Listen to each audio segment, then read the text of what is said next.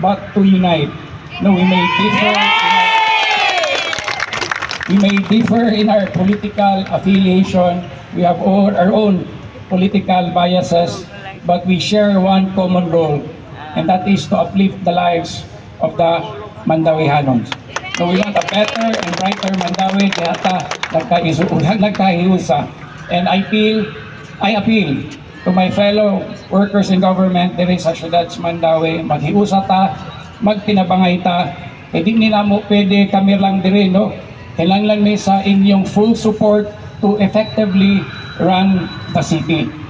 No, yet, we owe it to the city of Mandawi our full cooperation and unity.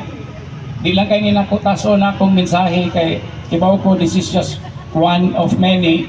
And karong Hulyo City, I will be relaying my inaugural address kung sa plano nato sa atong syudad for the next 3 years. Magpasalamat ko ninyo pagbalik, and I will learn, I will listen, and I will lead with compassion.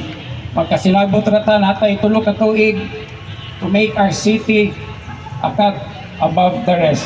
In closing, una na ko humanon lang magpasalamat sa ko sa mga limatag gidug sayo, sa mga Owano Care supporters nato lumalaban.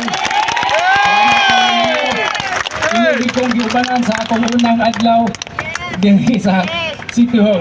Nagtuog yun mo sa atong tawsa. One vision, one goal, one Mandawi.